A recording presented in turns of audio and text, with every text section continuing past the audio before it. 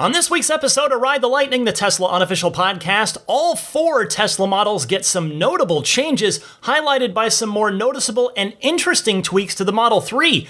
Plus, the Model S gets a price drop to the exact number that you'd imagine that Elon Musk would want to price it at.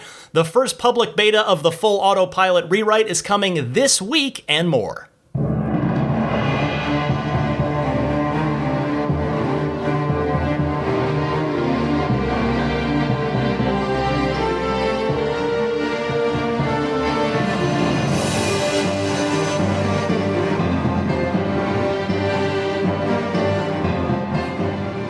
What's happening, friends? I'm Ryan McCaffrey, joining you for the palindromatic episode 272 of Ride the Lightning, the Tesla unofficial podcast, for October 18th of 2020.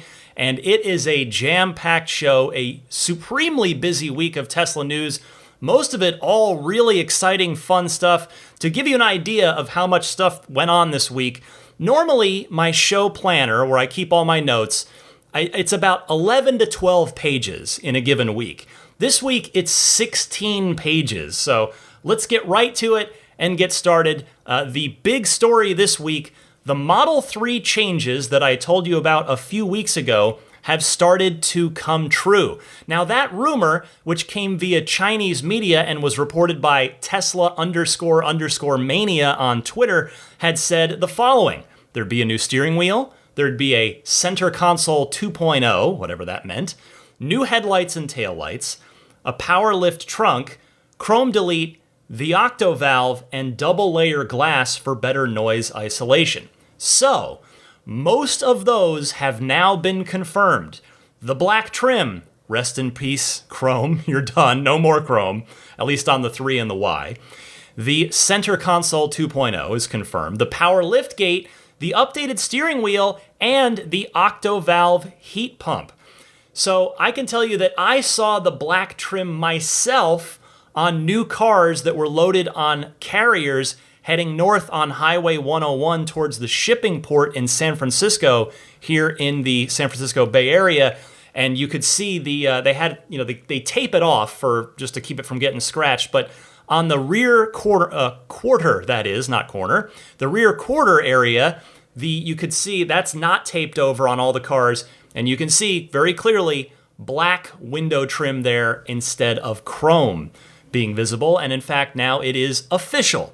You can go to the Model 3 page of the design studio on Tesla.com and see that one for yourself. As for the new center console, it was first posted to the Tesla Motors Reddit by user GWEYT, and now it too is official, and you can see a high-resolution picture of it in the interior section of the Model 3 Design Studio on Tesla.com, and it is quite different. It is a significant change. The layout is the same, but the appearance has changed quite a bit.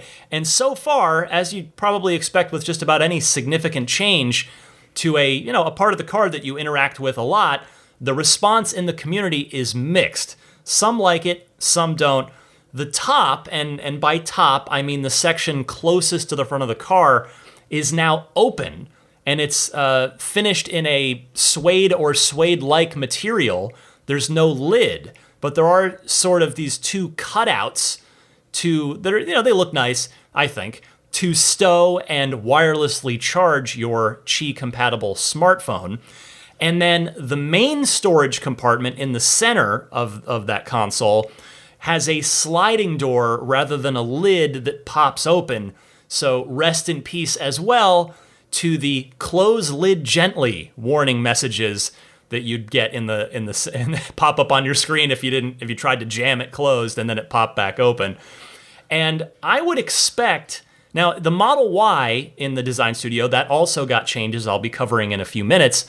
The Model Y currently shows the, I guess now, old version of the center console in the design studio. They have not updated that, but I would expect this center console to also come to the Model Y sooner rather than later, probably as soon as they just run out of supply of the outgoing console, which could be a week from now, could be a month from now, but on the design studio for now, it still shows the old one.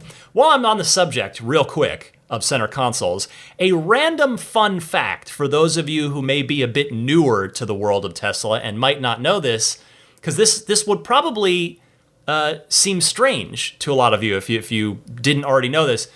The Model S originally had no center console. It just had this negative space there. You could set a purse there or a small bag in that spot. My cousin Pat in Arizona, his car is that way because it's an early 2013 build. And I've got to be honest with you, I kind of like it. I mean, I don't dislike the center console, but I do like the complete lack of a center console at all. It makes the cabin feel more open, honestly. Now, of course, the downside is that you have almost nowhere to keep things hidden and out of sight, and Tesla did obviously eventually start including a center console in the S and in all the cars, but I thought that would be a fun little bit of trivia if you didn't already know that. Next up, the Octovalve, the breakthrough heat pump that is so much more efficient than the Model 3's original form of climate control. The Octovalve heat pump is, in the Model 3, a Tesla employee who has sent me tips before that have been correct, sent me confirmation that the new Model 3s do indeed have the more efficient Octovalve heat pump, and that is one of the reasons for the range increase. Yes, range increase on the Model 3, which again, I will talk about momentarily. Now, it's also detailed in this email from a sales rep sent to another Tesla Motors Reddit user, Leper Convict, spelled with a K, detailing all of these changes. Take a look, listen to this, I should say. The list reads as follows: interior upgrades. The sill plates that say Model 3 on them are now satin black to match the exterior trim, which the Model Y is like that as well. The seat controls have a graphite finish, and the scroll wheels on the steering wheel are, the word here used here is metallized. So I guess instead of plastic, they are metal now, and that is where your updated steering wheel comes from that original rumor from Tesla Chinese media that I recapped there at the top of this segment. And then also mentioned matte black replaces gloss black throughout the interior, including the door release and window buttons, which is nice because that would totally not match the new center console, so that's nice to see. And then the redesigned center console featuring fixed inductive charging mats for 2 smartphones wrapped in, oh yes, there it is, wrapped in a luxurious micro suede. Updated front compartment with a sliding lid, so that's the center console again. 2 high-powered USB ports in the front compartment.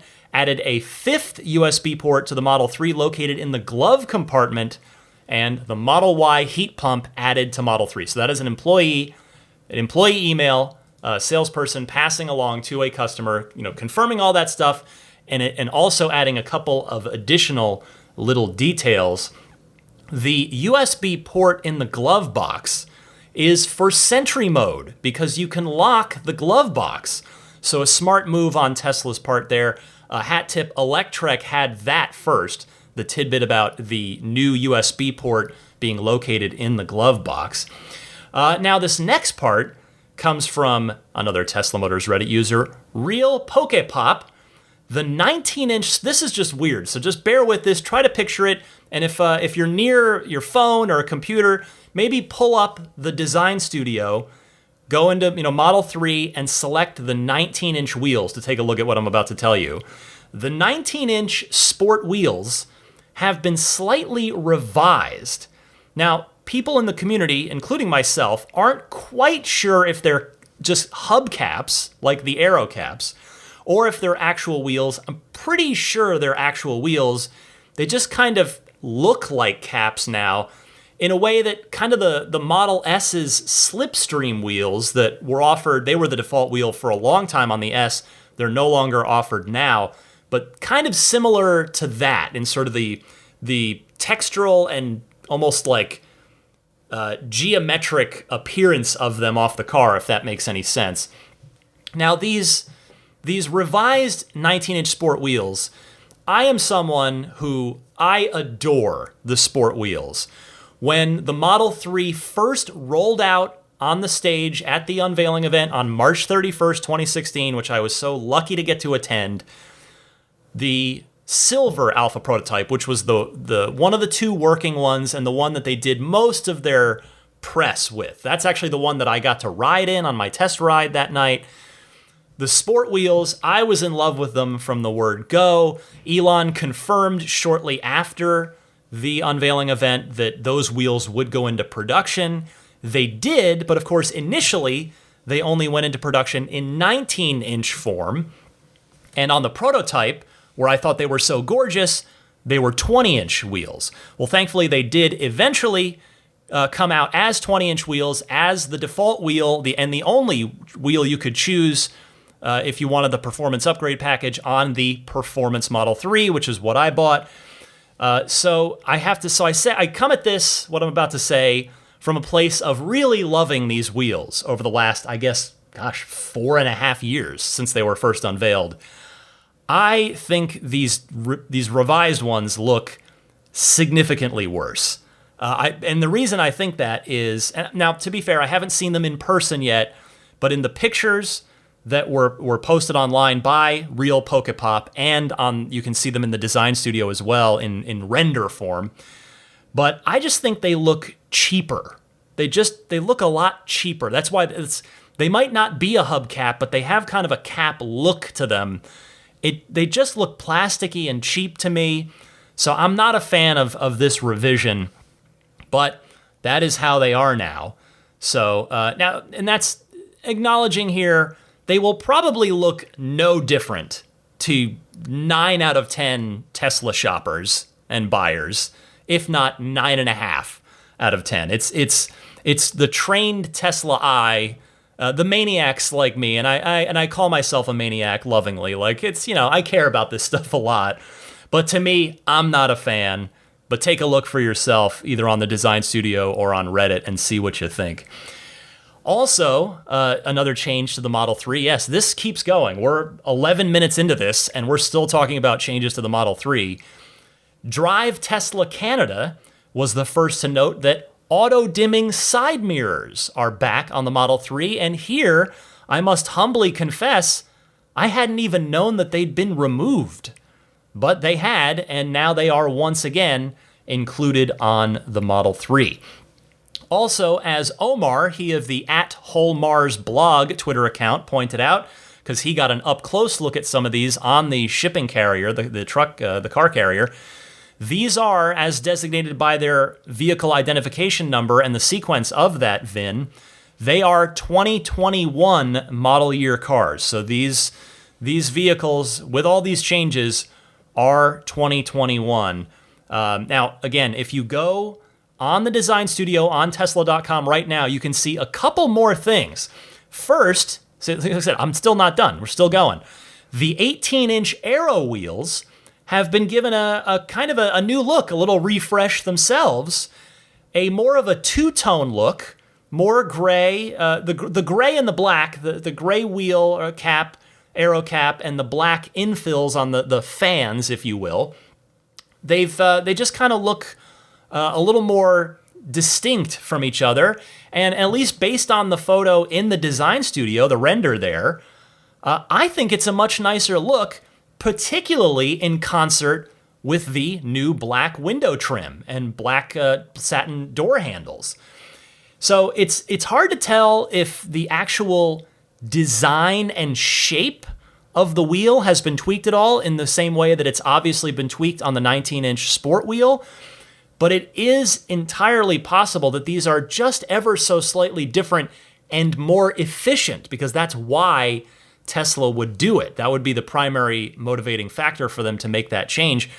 We know, historically, Tesla likes to take every inch they can get with regard to efficiency, and those inches add up to yards of improvement. Look no further than the Model S, which has seen its range go from 335 miles on a 100 kilowatt hour battery pack to about 1 year later, 402 miles on a 100 kilowatt hour battery pack. So this is within Tesla's MO to do.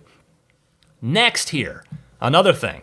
If you're on that design studio, the third, I was talking a few minutes ago about March 31st, 2016, the night that the Model 3 was unveiled and 3 prototypes were on the stage. The silver alpha prototype with the killer silver paint job that is way nicer than the than the silver that the Tesla actually offered buyers. That had the 20-inch sport wheels. Then you had the matte gray, or matte black, I guess it would have been. The matte black Model 3, that was a functioning alpha prototype. That had the aero wheels, but they were 20-inch. And then you had the rolling red mule. That wasn't a real car. It was a rolling red mule prototype. And that had the Uber turbines that, of course, eventually became real on the Model Y performance. Well, those Uber turbines are now available. They are the wheel that you get if you purchase a Model 3 Performance, but the Uber turbines on the 3 are 20-inch, because they're not the 21s that are on the Y. They're sized down just a tad. So that now means that the Model 3's original 3-wheel configurations from that night 4.5 years ago have all come to fruition. The only caveat being that the aero wheels, as I mentioned, ended up being 18-inch on the production car, as opposed to 20 on that matte black alpha prototype. Anyway, perhaps more interestingly than that, the Uber turbines also give the Performance Model 3 a new 315 rated range of mileage. 315 miles. It had been 299 previously after having been adjusted down. When I bought my car, they claimed it was the same 310 as it was on the regular dual motor with 18 or 19-inch wheels. That is clearly not the case. Even 299 is optimistic on the 20-inch sport wheels, having now driven whatever I'm at, 20-something thousand miles on my car. But anyway, 315 miles of rated range on the Performance 3 with the 20-inch Uber turbines. Now, I'm not sure if that's also due to hardware changes, presumably, and I'll talk more about that in a second, because the rest of the Model 3s also got range bumps, or if the bulk of this range increase is from the wheels. But certainly, the Uber turbines are almost certainly part of the reason, because not only do they look way more efficient and aerodynamic than the outgoing sport wheels, we've seen that actually borne out on the Model Y Performance, which again rolls on the 21-inch Uber turbine wheels. So again, the sport wheels no longer available in 20-inch form. They're only available in that revised 19-inch version I told you about earlier. I would be very tempted myself to throw a set of the 20-inch Uber turbines on my car purely as a science experiment, because I'm super happy with the 0Gs. But as a science experiment, I would like to see if there is a measurable difference in watt-hour per mile efficiency on my 2018 Model 3 Performance versus this new 2021 model. That would tell us how much of it's the wheels and how much of it is the other hardware changes, which, of course, part of that is definitely the octo valve. That does improve efficiency. So part of this here is definitely the octo valve, but the other part of it is probably the Uber turbines being more efficient than the sport wheels. So I'm sure somebody out there is going to run that experiment for science, of course, to just drive the car for a while with 20-inch sport wheels and then throw on a set of the 20-inch Uber turbines. Random note, this now means there have been 4 official performance wheels for the Performance Model 3. And this is, of course, presuming, it's still 20-inch, but I do presume that the wheel sizes are the same on the 20-inch Uber turbine Performance Model 3 as they are on the outgoing Sport. But the only reason I question it is because the Uber turbines now, the Performance 3 is being fit with Pirelli P0 tires. That's detailed right on the design studio.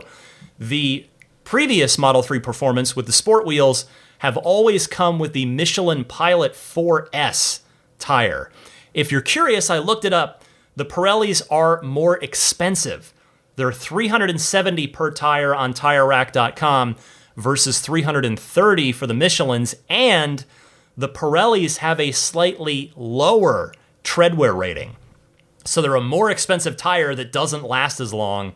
And I mean, you're already looking at $15,000, maybe $20,000 if you're lucky on the 20-inch Michelin Pilot 4S tires on the Performance 3. But maybe the Pirellis handle better. I'm not sure. I would imagine that Tesla chose them for a reason, although it could just be as simple a reason as Tesla got a better deal from Pirelli than they were getting from Michelin. I don't know. Now, as I've been teasing a couple times here, the Performance 3 isn't the only one with a range boost. The Standard Range Plus is now rated at 263 miles. That, just stop for a second. 263 miles. That is amazing value for a $38,000 car. I mean, that's tremendous. You are really getting a really substantial car packed with great features, free software updates, basic autopilot, for a car that starts at $38,000. That is great. And the long range, get this, just forgetting the performance now, I'm done with that. The dual motor long range Model 3 is up to an incredible 353 miles, up from 322. 353 miles, that is amazing. Again, I just mentioned how the Model S, a short time ago, was the leader in the fleet with a 335-mile range. And now the, $47,000 Model 3 long range is a 353-mile range car. That's on the 18-inch Aeros, of course. If you get the 19s, it's going to cut into it a little bit, but that's just incredible. I mean, that's really fantastic. And the Model Y, by the way, is up 10 miles from 316 to 326. And even better, if you are a Model Y owner listening to this right now, you are going to get a range boost in a software update. Your next software update, 2020.40.7, which says improved efficiency. Your car's range has increased with new software that improves the efficiency of the motors and the climate control system. So congratulations to Model Y owners. Your car, this is yet another example. Teslas are littered with these. Yet another example of how your car gets better after you buy it. It's just unbelievable. I was thinking about that with my car the other day. How much better my car is now than when I bought it. Between Sentry mode and 2 performance updates, my car has a higher top speed, 162 miles an hour now. Not that I've ever sniffed that, but my car's faster. My car's quicker than when I bought it. It's got Sentry mode. It's the autopilot's improved. The city, stoplight, stop sign stuff. All these things. It's just incredible. And now here you go, the Model Y getting a range tweak as well via tweaks to the motor and climate control system from an over-the-air software update. And on a related note, not to be left out, the Model X has a change too. It also gets a range boost from 351 miles for the long-range Model X up to 371 miles on the long-range Model X. The Performance X, if you're curious, 341. So you could have a 7-seat family hauler SUV that does 0 to 60 in 2.6, I believe it is, seconds, and gets 341 miles to a charge. Or if you're, the regular X, which is an incredible vehicle on its own, performance or otherwise, 371 miles. Now, the first find on this goes to Tesla Motor Club user Cold Weather EV. That's the username there. They posted the Monroney sticker of their new Model X that they just got, which is labeled a 2021 model. and it had the EPA rating on that Monroney sticker listed at 371 miles instead of that 351. And again, that 371 now official in the Tesla design studio. Cold Weather EV mentions that he checked that, and his X has the Revision H battery pack, which, yes, you can check what version battery you have. If you just look under the car at the right angle through the wheel wells, you can see a sticker on the battery pack. And that H revision is newer than what anyone had previously seen. And again, this does make sense, given the Model S's recent bump up to 402 miles. And I would bet the farm that we are going to hear a lot more about this, all of this, from Elon and from Tesla in the shareholder letter next week and on the earnings call next week. I mean, boy, I still can't get over it. That is so much range for, again, a huge 7-seat family hauler. That is impressive. Very cool stuff. Now, to finish this up, we will probably need to wait until these new Model 3s get into owners' hands to find out if the rest of those rumors, the rest of those rumored items that I talked about, so the new taillights, the double layer glass, if that's come in. But one other one that did come in right before I recorded, confirmation on, you heard it earlier, that power liftgate. So that's in there too. And the headlights should be quick to check as soon as somebody can get a good clean look at one of the cars. But we'll probably learn that sooner rather than later. Now, all in all, I mean, it's up to you whether or not you want to call this a refresh. I mean, the Model S got a refresh in March of 2016 with the new nose cone. Like, they changed and they also deleted some chrome trim around the bottom and on the back and the diffuser.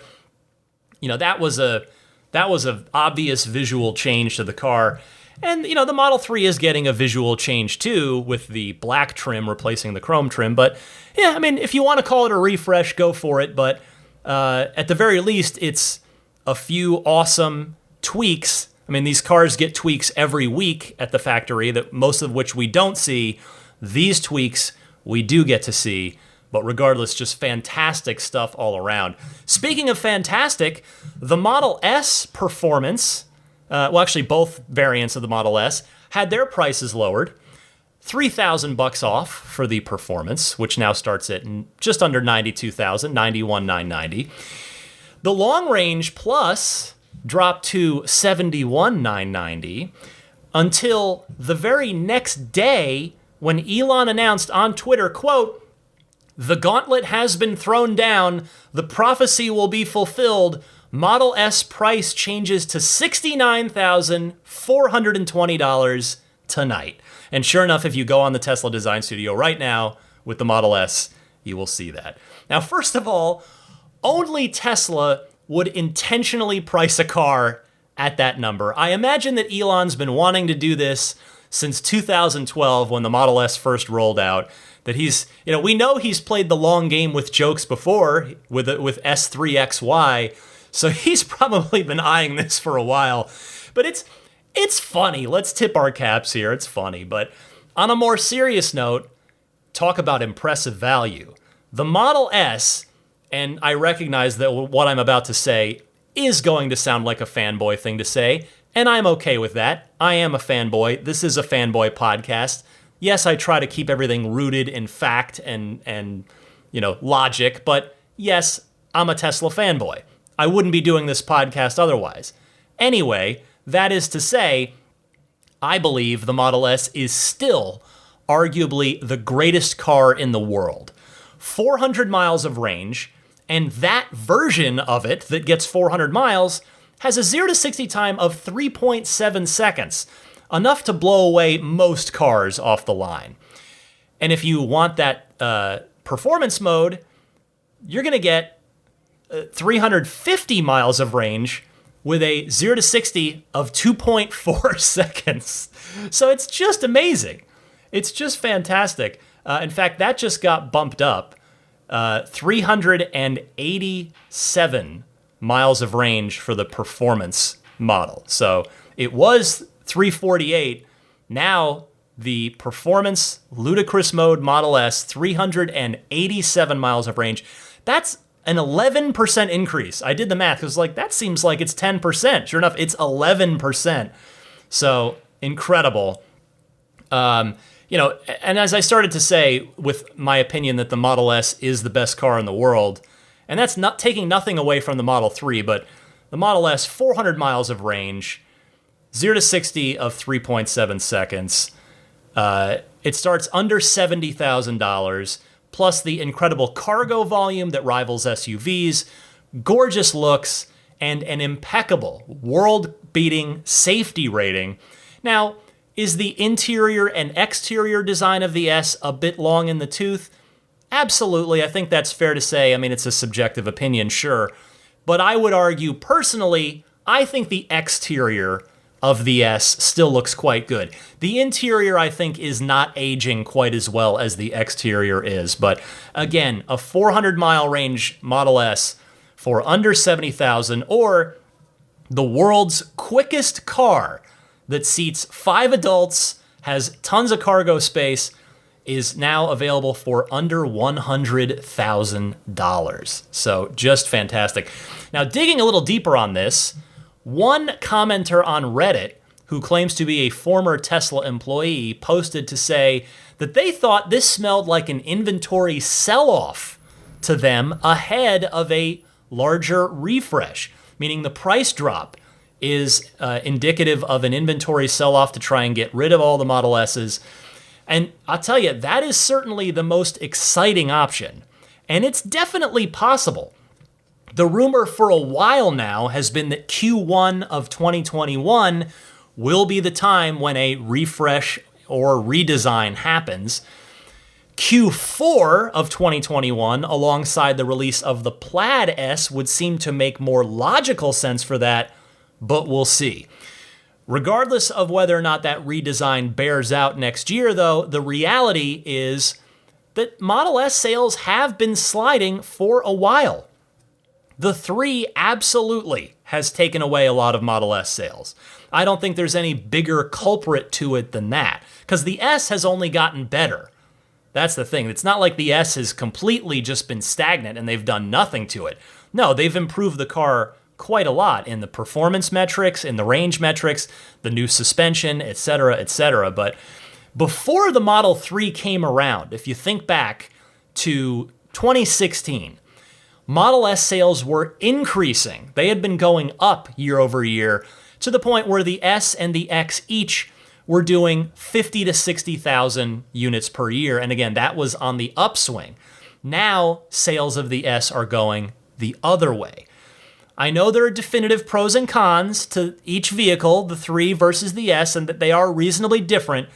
But again, I think it's fair to say, and the sales numbers definitely reflect it, that the Model 3 is a much better value overall than the Model S, particularly now that the 3 can be had in long-range form for $47,000, and that is a 353-mile range car that, guess what, still has pretty impressive performance, 0 to 60.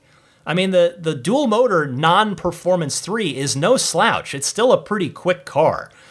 I mean, yeah, the S, this price drop down to $69,420, this price drop does close the gap on that a bit, but you're still looking at a price delta of over $20,000 between the dual-motor long-range 3 and the dual-motor long-range S.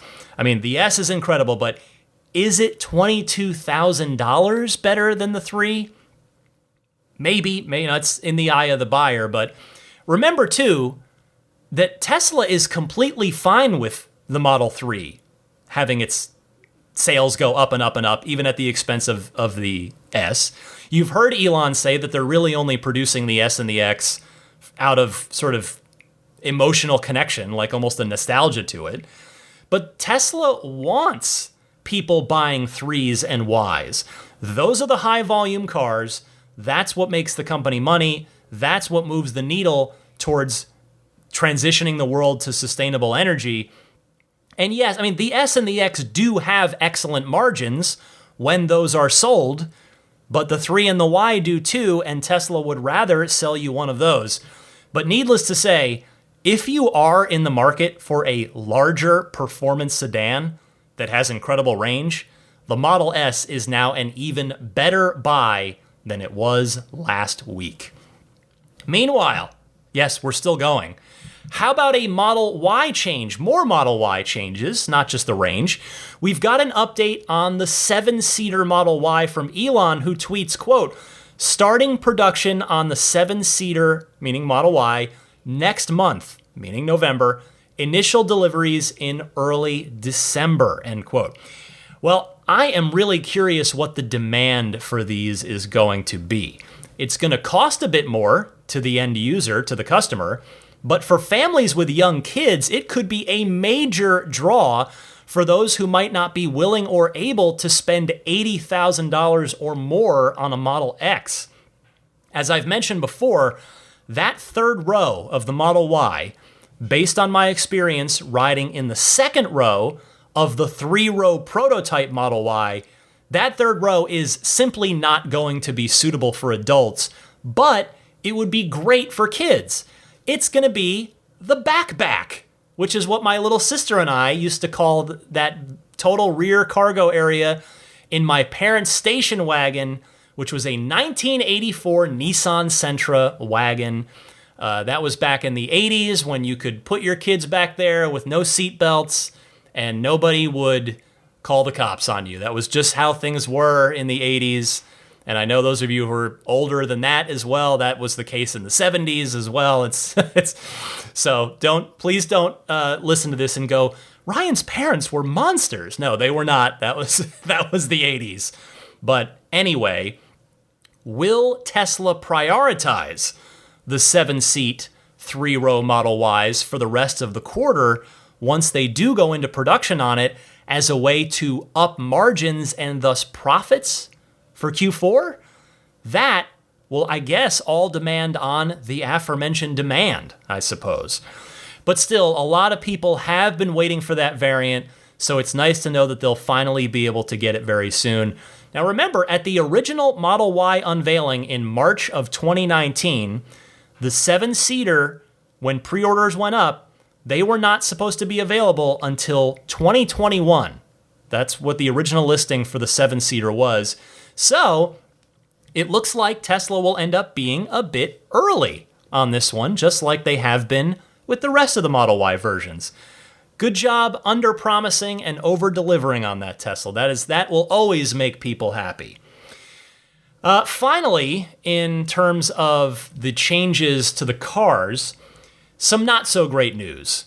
The 7-day return policy, 7 days or 1,000 miles, that policy has been discontinued.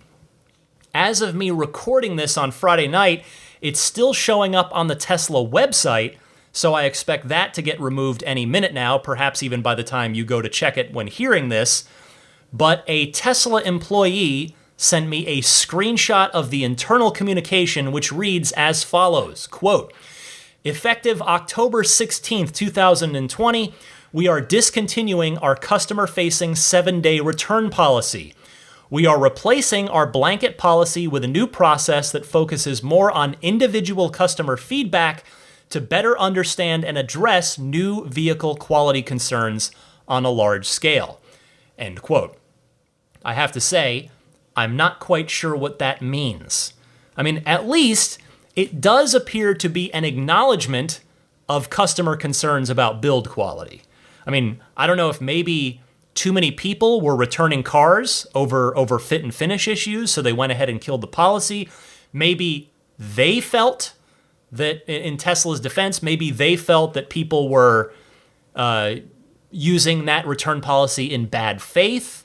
I don't know, but here's the thing. On balance, on the surface anyway, the cancellation of this is not exactly great for the customer. So I'm not ready to call foul on Tesla with this just yet, because quite frankly, I just don't feel like I have enough information to do that just yet. Even though I have Tesla's internal communication, I don't know what they're actually going to do about it as in terms of a replacement policy. But this is definitely something that I am going to keep an eye on for sure.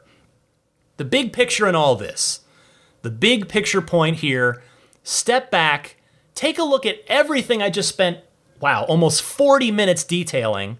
I hope you didn't feel like I was wasting your time with that. That was a lot to go through.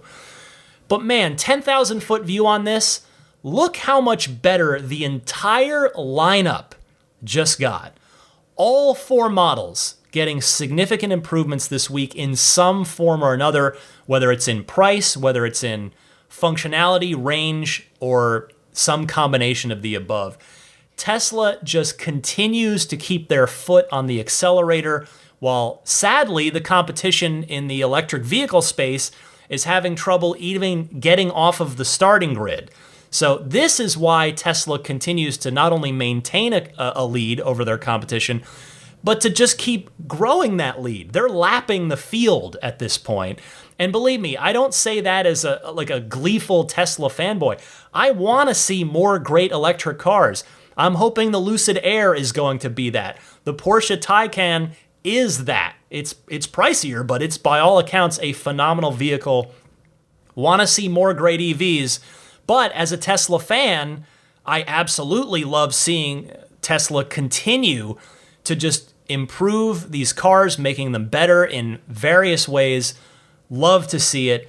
And I want to say kudos to everyone on the Tesla teams, all of the vehicle teams who just work so hard to make these cars better and better and better, not just on a yearly basis, but on practically a monthly basis. I mean, these cars are just throughout the year continuously made better, not just under the hood where the customer can't see it, but we get the acceleration boosts, we get the interior tweaks, we see all this stuff. It does come in bits, bit by bit throughout the year, and it's just wonderful to see.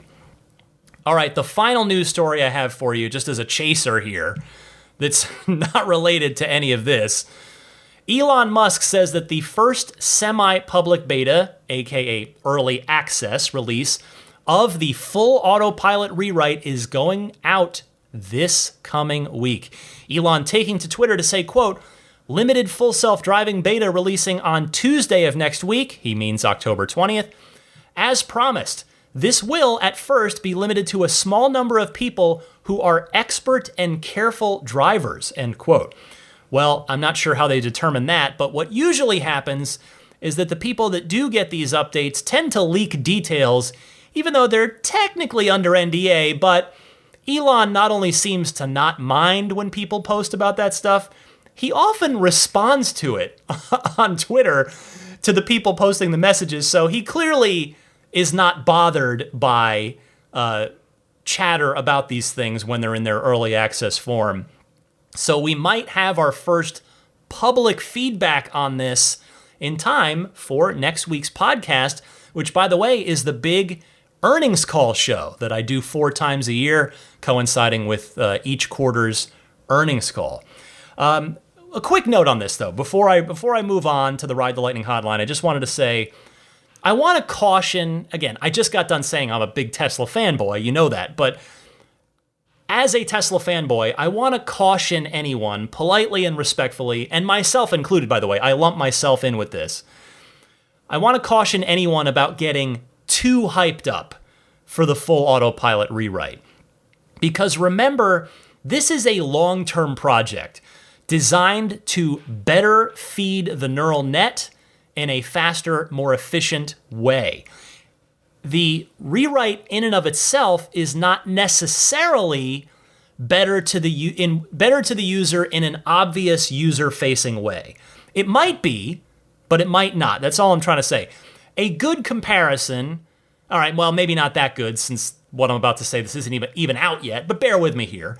A decent comparison might be the Giga Berlin Model Y to the Fremont Model Y.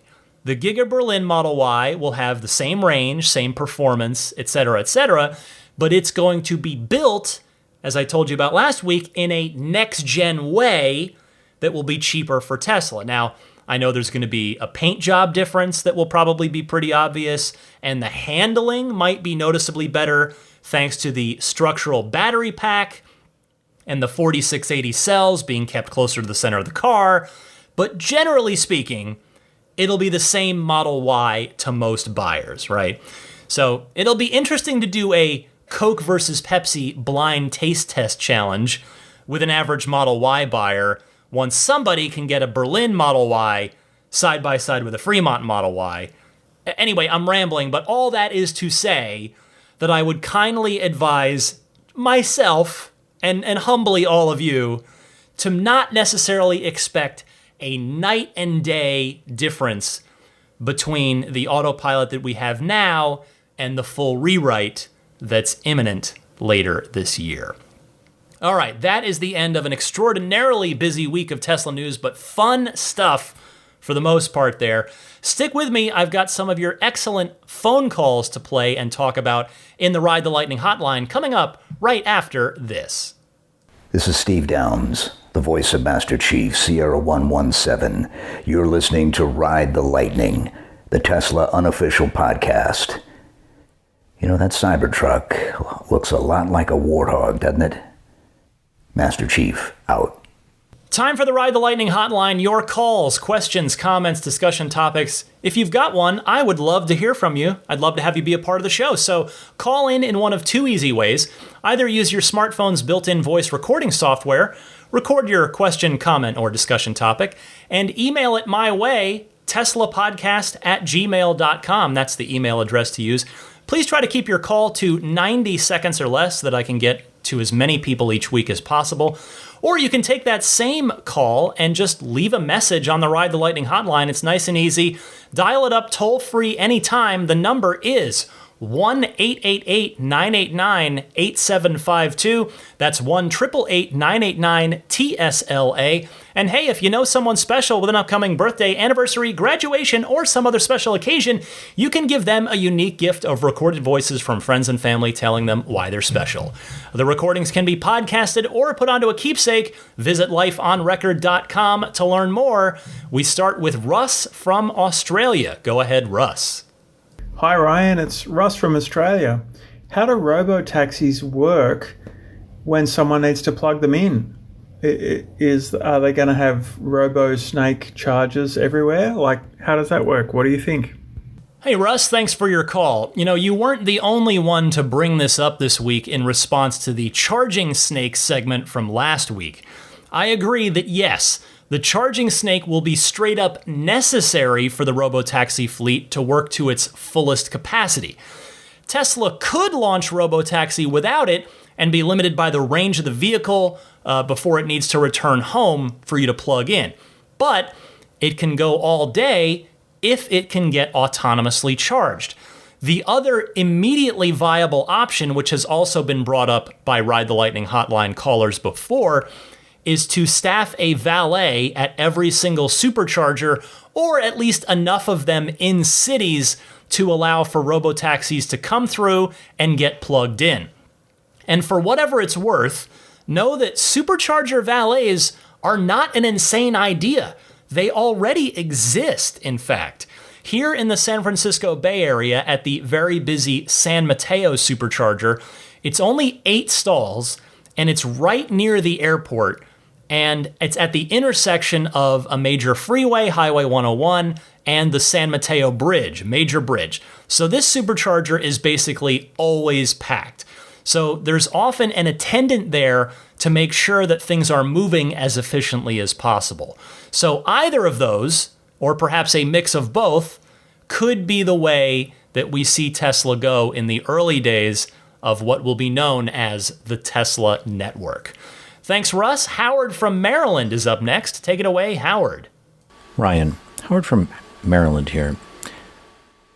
I thought this past week's podcast was excellent, and it got me thinking about changes to the Model Y that we will see coming out of the Berlin Gigafactory. How much of an improvement do you think the Model Y will have with the NCAP safety tests in Europe? It seems to me that this new design of single cast front and back and the structural battery pack will actually make these vehicles take over the Volvo slot for super safe cars. What are your thoughts?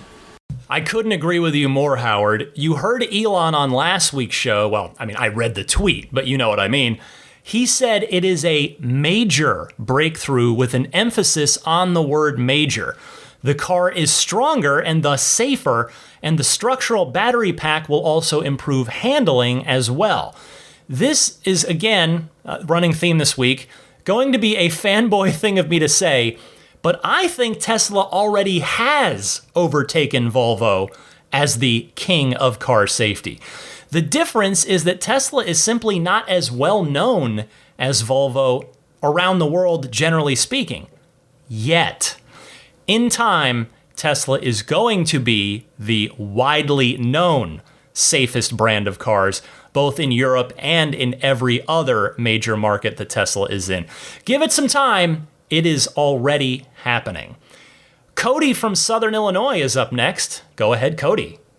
Hey, Ryan. My name's Cody. I'm from Southern Illinois. My wife, Holly, and I are brand new Model 3 owners and Xbox gamers from way back, so I followed you on IGN as well. I just want to say I enjoy the podcast. I had one thing to bring up about the Wolverine comment as far as the Cybertruck on Battery Day. I know that was being considered maybe the smaller alternative version for other markets, but I wondered if the name, whereas some articles had mentioned if maybe it was just a comic book nod, but there is also that possible competitor Nikola making the Nikola Badger truck. I wondered if that might be just a stab back at them to make a Wolverine version instead of to go up against the Badger.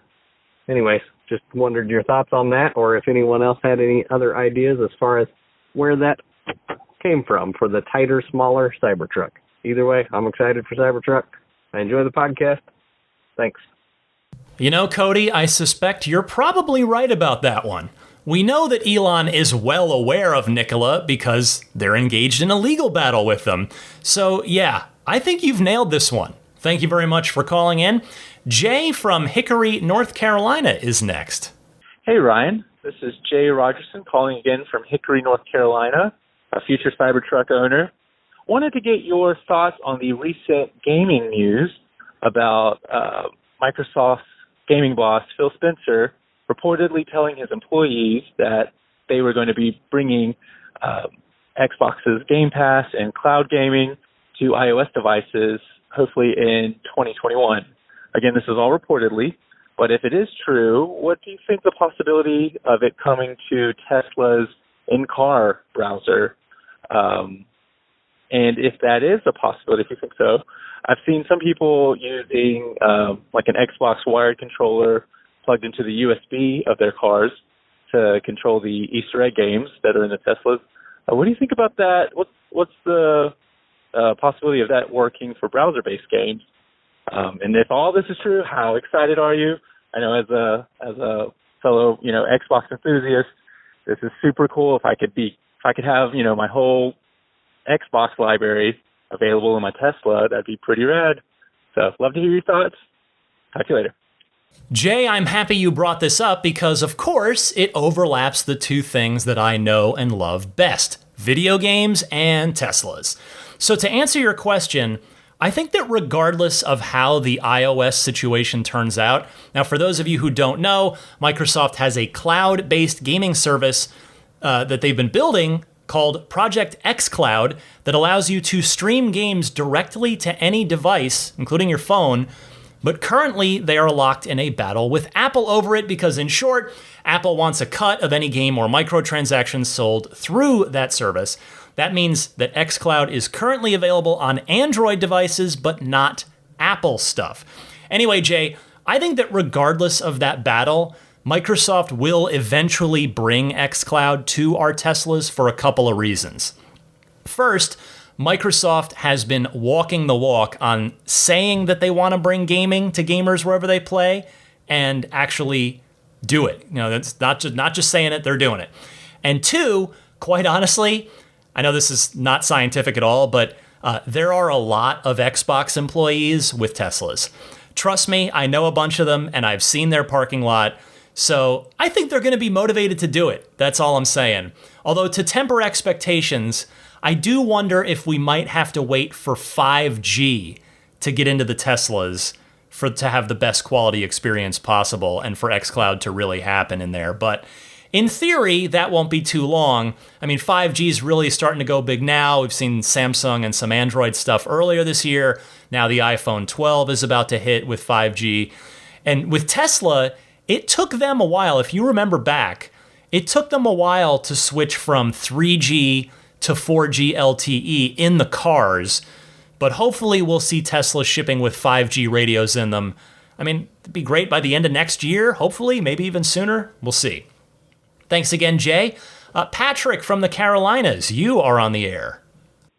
Hey, Ryan, this is Patrick from the Carolinas. I've been a big fan of the show for many, many years now. First time calling in. I live now in South Carolina. I'd actually moved from North Carolina. And I was wondering, any Tesla owners in South Carolina, I was curious what your experience was like purchasing a Tesla from a state that doesn't permit the sale of Teslas. I've seen them around the area, and of course you can purchase them in North Carolina. So you can hop right over the state line and do the service center there and things like that. But I was just curious if anyone out there could provide their experience purchasing a Tesla from a state that has different rules regarding purchasing of vehicles directly, etc. So anyway, I hope you are doing well, and thank you so much for this awesome show. Love it. Bye. Patrick, I am happy to put this out there in case anybody wants to respond and try to help. I mean, there are plenty of people in states where Teslas are illegal to be sold who would probably benefit from hearing other people's experiences with it. So if you want to call in or write in, I can connect you with Patrick. I can maybe play something on the air that's helpful to him and to other people to share your experience. So putting that out there on Patrick's behalf, and again, probably a number of other people's behalf as well. Let me take a couple more calls this week. First up, Doug in Colorado. Go ahead, Doug. Hi, Ryan. It's Doug in Colorado. Just did a 3,600-mile road trip in my Model 3 out to the Pacific Northwest, California coast, and Moab. Towards the end of it, I did find myself hightailing it out of your beautiful state due to the amount of smoke and fire. And got to thinking that a couple features that I'd really like to see overlaid on the navigation in the Teslas would be a depiction of where the fires are and where the smoke is. I know there are maps available online. I was using those during that trip, and if that could be overlaid on the moving map in the Tesla, that'd be super helpful. And on that note, while they were at it, if they could overlay weather radar so that we could dodge some of those nasty summer hailstorms, especially in Colorado and the upper Midwest and stuff, that'd be helpful.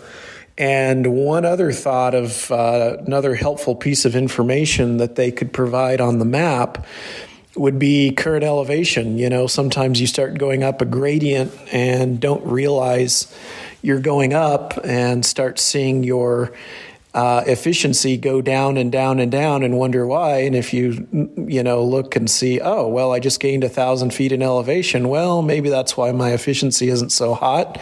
And I'll get it back when I go back down the other side of the pass or whatever. Anyway, just a few thoughts of things that would have helped me out on my road trip. Love the show. Have a great day. I would love to see the car's navigation system level up in that way, Doug. Not just for the reasons that you describe, but even just knowing the weather at your destination can help you better pack and prepare. But yeah, I'm 100% with you on those suggestions. Thank you very much for calling in. Happy to put those out there into the world so that perhaps Tesla hears them. Finally this week, Eric from Vermont has a interesting feature idea. Go ahead, Eric. A feature idea, I'm just going to call it tire management mode. Here in Vermont, it's a good idea to have a set of winter wheels and tires, something to swap, between when it's snowing and when it's not. Tesla software should be able to calculate how many miles you've rode on the tires, given the TPMS sensors in them are separate, and how long those tires have been on the front and how long they've been on the rear, and when tires should be rotated to follow the manufacturer's guidelines. All this data could then be submitted to the tire companies for warranty claims, so customers can prove how many miles were on the winter versus the summer, and how to get some prorated money when the tires don't last as long as they're supposed to, which probably is all the time for Teslas. Maybe if more people started asking for warranty money back from the tire manufacturers would work a little harder to come up with tires that are built tough enough for EVs. Thanks again for a great podcast each and every week. Talk to you later. Interesting idea, Eric. I agree that the car could probably do it. After all, you can go in and select which tire and wheel package you have in the car's menu, and when you do that, the TPMS system recalibrates. You can do some of this manually with the trip meters that are built into the car, which you can label. You could have one for winter tires and one for your summer/all-season tires. Thank you so much for your call. Thanks to everybody for your calls. Again, I love this part of the show. I love hearing from you. I think it adds a lot. So if you'd like to participate, call in anytime in one of the two easy ways that I told you about at the top of this segment. And with that, I'll take a very, very quick break and be right back with your pro tip of the week and a very strange thing that's been going on with my car this week. So stay tuned for that right after this.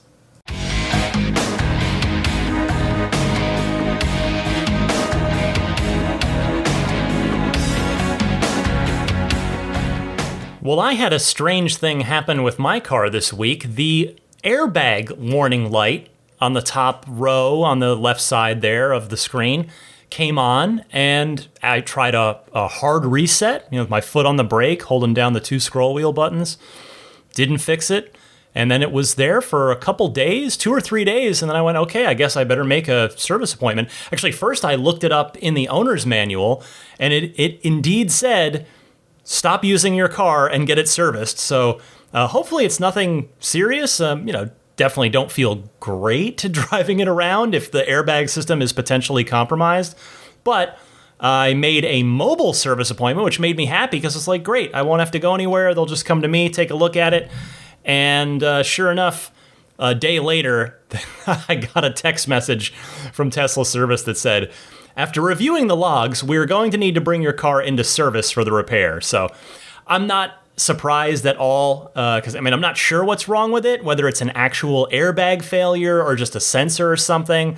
But I imagine there's a reasonable chance they'll have to take the dash apart to go figure it out. So it'll get taken care of. It'll be fine. But yeah, that was just a random, unexpected thing that popped up for me this week. All right, pro tip of the week time. Tim from San Diego responding to episode 268 on the pro tip about washing the car. So here's Tim with a tip of his own with regard to cleaning. Hey Ryan, Tim from San Diego. On your episode 268, I heard you saying how badly the Spirit of Adventure needed a wash. Got a pro tip for you and your listeners on washing your Tesla. A way to get it nice and shiny, save lots of money, save lots of water, and keep car wash runoff out of the storm drain. We got a midnight silver metallic Model Y in July 2020, and before that, a black Model 3 in August 2018. When we got the 3 2 years ago, I was worried about how to safely wash it. Took it for paint protection film to Elite Finish in San Diego. It turned out that they make a product called Wash Mist, a concentrated formula sold in a kit with a spray bottle and a set of microfiber cloths. It's really easy to use. You just pour into the spray bottle 1 ounce of the Wash Mist formula and mix it with 15 ounces of distilled water. And that is the only water you use. In a video on the Elite Finish website, they demonstrate a simple technique for how to spray on the mist and wipe down the car. It takes about 30 to 40 minutes to do a thorough job. When I'm done, the car looks great. I use less than 15 ounces of water and not a drop of anything goes to the ground to flow into the storm drain. Nowadays, one of my favorite things to do is to give one of our Teslas a wash mist bath, give myself a little exercise, and bring out that beautiful shine, all while listening to the Ride the Lightning podcast. By the way, I get no kickback from Elite Finish for shouting out their product. I can say I've been using it for over 2 years, and it just works really well. It's cheap, and it's very eco-friendly. The way I see it, it's important to keep our Teslas looking as good as possible out on the road to attract new Tesla buyers and move forward the Tesla mission of transitioning the world to sustainable energy. That's it, Ryan. Thanks for your devotion to your podcast and the Tesla community. You know, Tim, I think I saw a video online about that exact product a while back. Like, it's been a few years now. Your call rang a bell for me, so thank you very much for reminding me of it and for bringing up an almost waterless option for the rest of the Ride the Lightning audience to consider, and me too, for that matter. So thank you very much. And again, if you've got a pro tip of the week, something interesting about your car that may not be super obvious that you'd like to share with your fellow owners and enthusiasts, you can call in and share it the very same way that you call in with the Ride the Lightning hotline. All right, before I scoot out of here, a few mentions of some friends of the podcast. Again, the snap plate from livingtesla.com/RTL, that's the website to go to. They now have the coupon code RTL, which is 10% off of your entire order. That coupon is only valid during the month of October. So if you've been thinking about that, jump on it now while you've got the 10% discount. It is the front license plate bracket for people like me that hate having to have a front plate on the car. So you can find more details on livingtesla.com/RTL. Meanwhile, abstractocean.com, they've got their 15% discount waiting for listeners of this podcast. Use the coupon code RTL Podcast at checkout. That's all one word, RTL Podcast, to get 15% off of your first order. And they've got all kinds of stuff, lighting kits, center console center console wrap kits, screen protectors, and then their newer products like the rear footwell lighting kit that really classes up your interior. It's a nice match to the rest of the car's ambient lighting. And then they've got a drop-in cup holder stabilizer, if that's of interest to you as well. So again, abstractocean.com there. Meanwhile, puretesla.com/RTL is your one-stop shop for all your dash cam and Sentry mode needs. The kit that they put together for you there comes ready to go right out of the package, free shipping anywhere in the US, and it is not USB-based. The reading and writing and the reading and the writing over and over happens onto a micro SD card that's hooked into a USB kit so that it is going to hold up better in the long term. My first USB stick crapped out because it is not meant for what Sentry mode uses it for. So grab a kit from puretesla.com/RTL. And what else? Immaculate Reflections, of course. Ace detailing provider there, my friend Jeff. If you are going to be in the Bay Area or are in the San Francisco Bay Area, you can get a discount just by mentioning this podcast when you book in with Jeff at Immaculate Reflections. Whether you want to do ceramic coating, paint protection film, paint correction, something else, all of the above, some of the above, get in touch, book in. IR Detailing, short for Immaculate Reflections, irdetailing.com, and you can see examples of his work on his website as well. And then, of course, Jada.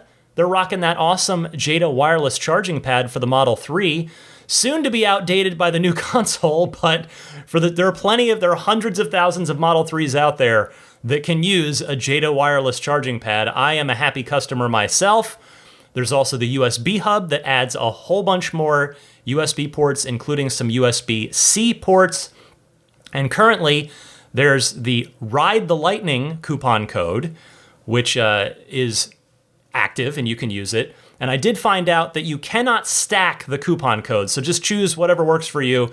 There is also a temporary coupon code there, which is the same as my Ride the Lightning one, so you can use that or $10 off one item using the coupon code newsletter10, all together, no spaces. Or if you're getting a couple things, $20 off when you buy two items using newsletter20. So thank you to Jada for continuing to be friendly to my podcast audience and offering them some great deals. And that will about wrap it up.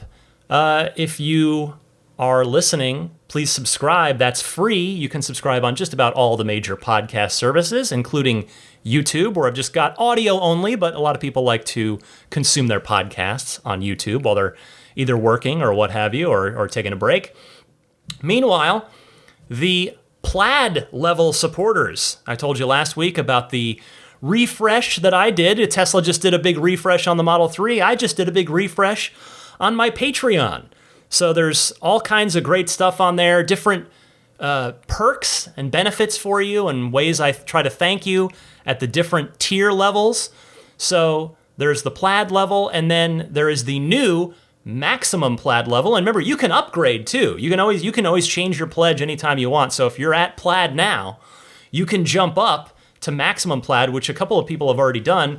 And with maximum Plaid, that new tier, you will get not only the early access, not only the bonus episode every month, and not only caller priority if you call in, and the shout out at the end of each episode, which I'm about to do now, but maximum Plaid makes you invited every month to the group Google Hangout that will happen for the maximum Plaid level supporters. We'll hang out together on a Sunday, and we will talk about all things Tesla and get to see each other. That's the beauty part. You got if you've got a webcam. You don't have to if you don't want to, but it's nice to see and chat with fellow Tesla owners and enthusiasts. So that is going, and I want to start with the extra special shout out for the maximum Plaid level backers. They are Pete White, Danny Nelson, and Jonathan Wales so far. Feel free to join them if you're interested in supporting the podcast. Again, this podcast will always be free. The Patreon is completely voluntary. It's just if you are willing and able to support me, if you feel that I have earned your support and you're in a position to be able to support me at some level, I would sincerely appreciate it, because as is hopefully obvious, a lot of time, energy, love, enthusiasm, research, all that goes into this podcast every single week, and I'm proud of that every week. I don't miss a week. It's a real point of pride for me, and I'm happy to be able to say that, proud to be able to say that. So thank you to the maximum Plaid backers. Perhaps more of you will join that group in time for next week's show. But there's also the Plaid level crew, who I want to thank as well. The newest member of that group, Steve Drumheller. Thank you so much, Steve. As well as George Cassiopo, David Brander, Alexi Heft, Logan Willis, Robert Miracle, Jason Chalukas, Joe Edgel, Tim Hyde, Lawton from Chicago, Peter Chalet, David Vakil, Ulrich Lassa, Luke A., Eric Randolph, David Nondahl, Jerry and Mary Smith, Lyle Austin, Joel Sapp, Dory and Steve Guerman, Daniel Grummer, Jeremy, Tesla Owners Taiwan, Jeremy Harris, Rob Brewer, Ron Lee, John Cody, Matthew Wright, Charlie Gillespie, Kaz Barnes, Neil Weaver, David Perella, Sunil Joseph, Dennis Peak, Will Stedman, Evie Tricity UK, Stig Mickey Jensen, Jeff Angwin, Chase Cabanillas, Richard Folkers, Trenton from Myrtle Beach, the Lydia family, Michael Regal, Mark Eversole, Ish, Chris Beach, Aaron Altschul, Steve Radspinner, Jared Brown, Jerome Strack, Seth Capello, Jamie Dalton, Noel and Lucy Murphy, my friend on Twitter at Rodam, Nick and Tony, Tesla Hitchhiker 42, John Schmidt, Fernando Cordero, and Eric St. Pierre. Thank you all so very much for your very generous support. And with that comes to the end of a very long episode of Ride the Lightning, the weekly Tesla unofficial podcast. Of course, new episodes drop every Sunday, 9 a.m. Eastern, 6 a.m. Pacific, unless you're in at certain levels of the Patreon, in which case you can get it early, technically like 36 hours early. It's uploaded. It is now very late in the evening here on Friday night. It's there for you regardless of time zone. It's there for you when you wake up on Saturday morning if you have that early access. I guess if you're in Hawaii, you could catch it. It's still early enough in the evening. You might want to catch it Friday night if you're in Hawaii. Anyway, for Daisy the Boxer, I'm Ryan McCaffrey. Thank you so much for joining me for the palindromatic episode 272 of Ride the Lightning. Next week, big show. It'll be a fun one. It's always a busy one, a lot to put together, but always enjoy doing the quarterly earnings call episodes. So stay tuned for that. Until then, happy electric motoring.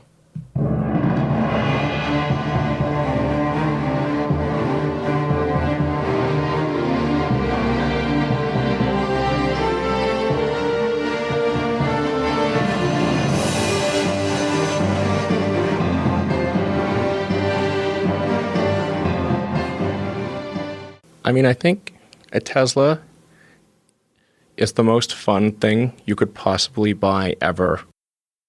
That's what it's meant to be. Our goal is to make it's not exactly a car. It's actually a thing to maximize enjoyment. It's maximum fun.